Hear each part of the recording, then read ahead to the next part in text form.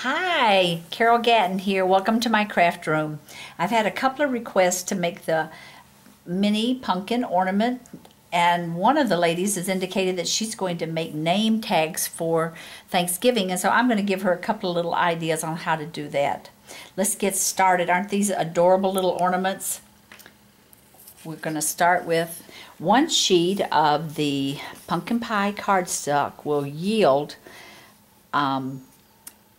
4 2 1/8 strips, and that's what we're going to do. It's better if you cut this into strips than just try to punch it out.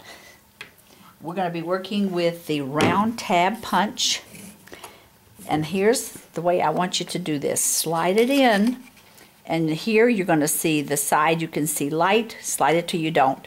At the base, slide it to where you don't see light, and then punch. The top part you don't have to worry about. Slide it over, see light, slide it up so you don't, and punch. That way you can keep really close to your base. Slide it up and punch.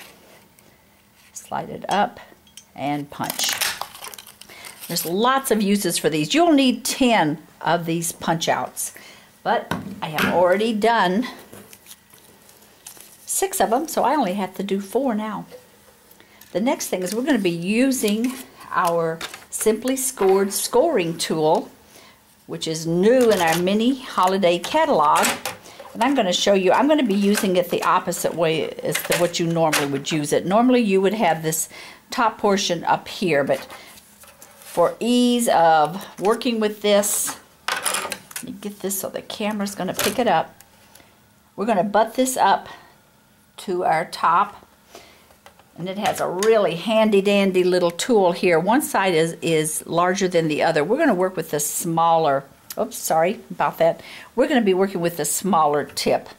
Line this up. It has grooves every 1/8 of an inch. And instead of starting at the top and working across, because there is a cut in here that could catch, we want to start in this cardstock and work out, start back and work away from you, and voila.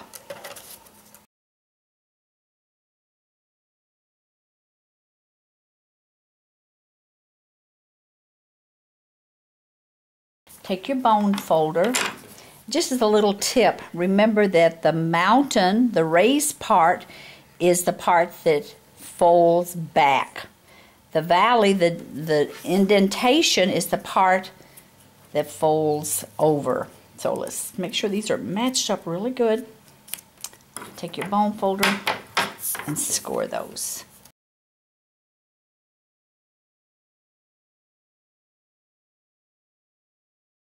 Next, we're going to add a little bit of texture to these, we are going to stamp them. I'm taking a scrap of paper here. I'm going to be working with the Tangerine Tango ink. I love this color. I like orange. Our stamp set is the Artistic Etchings. Isn't that a beautiful set? You could work with any set that you have. I'm going to be working with this medallion here, and I like it because there's a lot of scroll work in here, a lot of movement, but you could work with anything that you have that has quite a bit of movement and close lines together like that. Beautiful set. Now when you stamp this, you would think you're going to be doing the outer part, but the way it works is we're going to do the inside. Now this is going to cross over, so let me show you how that works. Okay, can you see that? And it's a little bit darker right in the center where it crossed over, but that is cool because that adds more interest.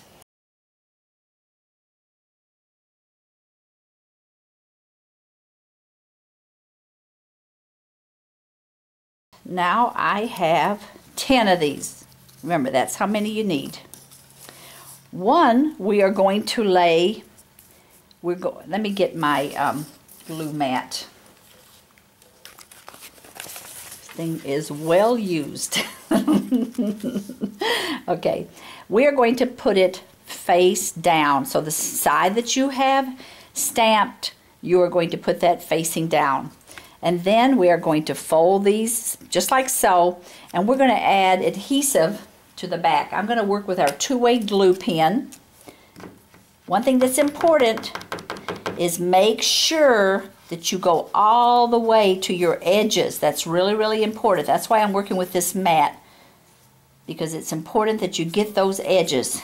You do not want this coming apart at all. Okay, can you see how well I've glued that up? And now I will take that and I am going to match these up. And I found the easiest way to do that was to put my finger right here and work that so that it goes all the way to the edge. Then I'll fold that over and repeat.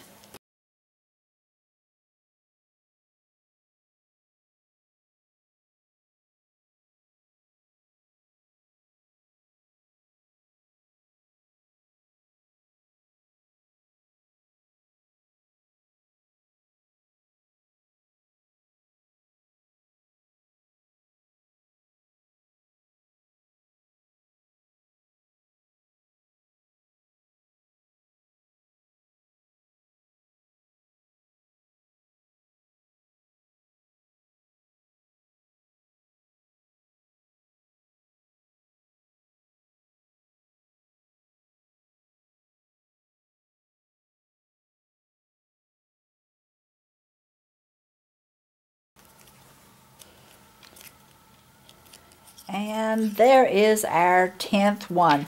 And this is what it's going to look like when you get them all stacked together. You have your base, and then you have 9 folded portions adhered to there. Next, we are going to take our old olive 1/8 of an inch taffeta ribbon, and I am going to put a little bit of the multi-purpose glue, connect these two ends together.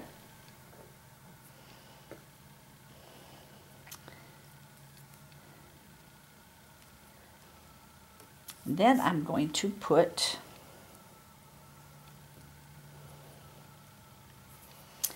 glue on this side.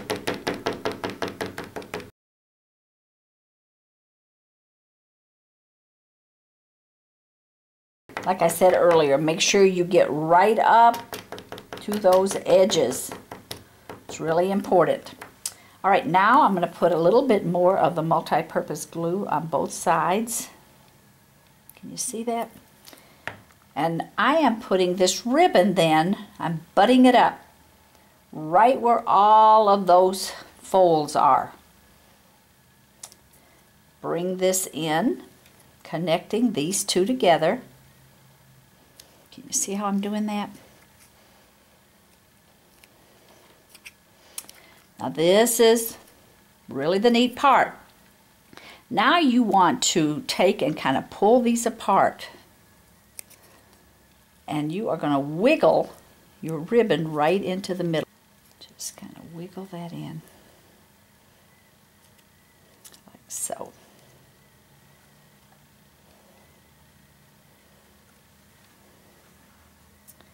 This is what the finished product looks like. All right, so here's what we're going to do next.